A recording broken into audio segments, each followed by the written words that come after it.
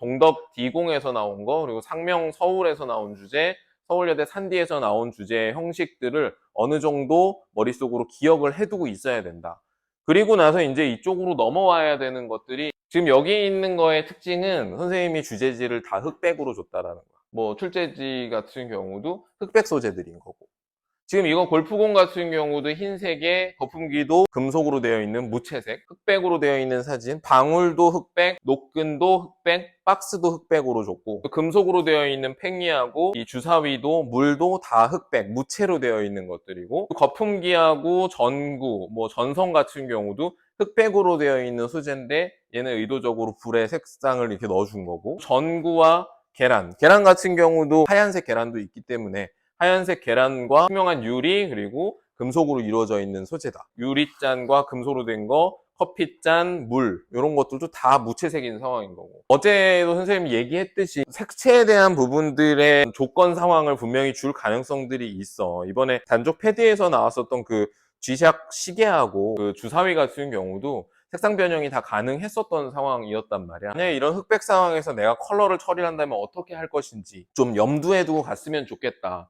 이런 것처럼 중저채도의 중후한 컬러들을 사용을 해줄 수도 있고, 채도를 올리면서 거리감을 통해서 공기원근법으로 채도 조절을 할 수도 있을 거고, 노끈 같은 경우도 무늬에 레드 컬러 혹은 블루 컬러로 컬러를 넣어줄 수도 있는 상황, 이것도 완전 다 무채색인 상황에서 컬러를 의도적으로 다 이렇게 조정을 해서 이런 좀 뭔가 조화로워 보이는 컬러를 만든 부분이 있을 거고, 그리고 이거 같은 경우 전구라는 거가 빛이 빛나고 있는 전구의 주제지를 줄 수도 있겠지만 그냥 흑백의 전구를 줄 가능성이 커요. 그러면은 거기에서 너희들이 일반적으로 보통 제작을 하는 게 이런 노란색 불빛을 얘기를 많이 하는데, 아까 저런 거 봤던 것처럼 쟤네는 원래 주제지에 빨간색, 파란색, 초록색, 노란색의 전구가 있었지만 그래도 빨간색, 파란색의 의미가 있는 그런 컬러의 조합을 만든 것이고, 지금 여기 같은 경우도 노란색만 해준 게 아니라 그린 컬러의 전구도 같이 활용을 해준 부분도 어떻게 보면은 눈여겨볼 필요가 있다는 거예요. 그러니까 다 무채색으로 나와 있는데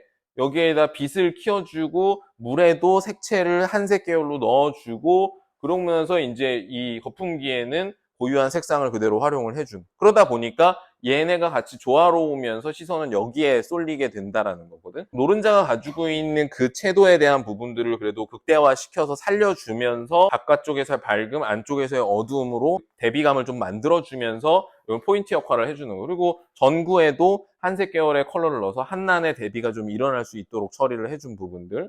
그러니까 이런 것들도 보면은 바이올렛 계열이라던가 이런 컬러들이 은은하게 미세한 변화를 주면서 있거든. 그렇기 때문에 이 전구도 재미있는 게 커다란 무채색과 중간 사이즈 무채색, 작은 무채색, 무채색이 있어. 그래서 좌우, 상, 하에 대한 밸런스가 맞게끔 큰 면과 중간 면과 아주 작은 면들로서 이렇게 이루어져서 비대칭 균형을 만들어주고 있는 상황이거든. 무채색으로 나왔어도 이런 중후한 색채를 얻어낼 수도 있겠구나, 이런 포인트 컬러들도 만들어낼 수 있겠구나라는 걸 꼭 기억을 해뒀다가 사용을 하셨으면 좋겠고, 유리가 가지고 있는 무채색과 금속이 가지고 있는 무채색과 액체가 가지고 있는 색채적인 면들의 특징들을 그래도 잘 보여준 거란 말이야. 안 그러면은 유리 같은 금속, 금속 같은 유리 이렇게 나와버릴 수 있기 때문에 여기에서 너희가 조금 주의를 해줄 필요가 있어요. 그래서 명확하게 각자의 물성이 가지고 있는 특징들을 좀 보여줄 필요가 있다는 거, 여기에서 미세한 색채 변화를 이렇게 줬다는 거. 그러니까 중저채도에서의 미세한 색채 변화들도 굉장히 잘 주는 것 같아. 명도에 대한 부분들도 금속이면 확실하게 좀 무겁고 강하고 단단한 보이는 느낌이 보일 수 있게끔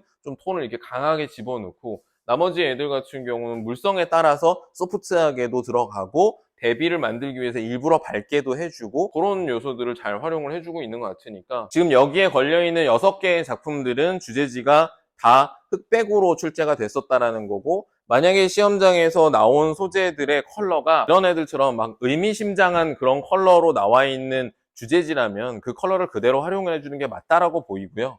근데 이제 딱 봤을 때 이거 뭐 매갈이 없네 이런 상황이라고 한다면 미세한 조정들을 통해서 조형 능력이 충분히 있다라는 걸 좀 보여줄 필요가 있겠지. 그러니까 그런 면에서 이런 얘기도 했었지. 깃털 같은 경우도 나올 수 있는데 깃털도 흰색으로 나오겠지, 막 빨주노초 파남보로 나올 수도 있어요. 근데 이제 뭐 앵무새 깃털 같은 것도 나올 수 있긴 하지만은 이런 식의 색채들을 조화롭게 활용을 해서 좀 더 상큼하고 신선하고 발랄한 그런 컬러들을 뽑아내라는 거. 지금 이거 같은 경우는 의미 있는 컬러들이지. 난색과 그린. 갑자기 너무 컬러를 많이 바꿀 필요는 없을 것 같고, 지금 이거 같은 경우도 커피 메이커 같은 경우도 여기 안에서의 커피의 이미지를 좀 보여주기 위해서 브라운 계열의 컬러를 사용한 거, 이런 것들은 좀 필요하다고 보고요. 물론 여기에다가 아까 뭐 성현이가 했었던 것처럼 뚜껑하고 손잡이 부분만 갑자기 핑크 막 이런 거 나와버리면 너무 상징적인 컬러가 돼버리기 때문에 그런 것들은 조금 주의를 해줄 필요가 있을 거고요. 그래서 지금 이쪽 라인에 있는 그림들은 우리가 이번에 건글 11일, 12일에 있을 시험장에서의 주제 상황에 따라서 너희가 좀 너무 당황하거나 흔들리진 않았으면 좋겠다. 그리고 컬러에 대한 부분들이 이번에 한 4주차의 기간 동안 상당히 많이 거론이 됐었던 것 같아요. 그렇기 때문에 그 컬러에 대한 자유성에 있어서 너희가 선택적으로 잘 활용을 해줬으면 좋겠다라고 생각을 해서 보여주는 얘기입니다. 이쪽은. 아시겠죠? 응?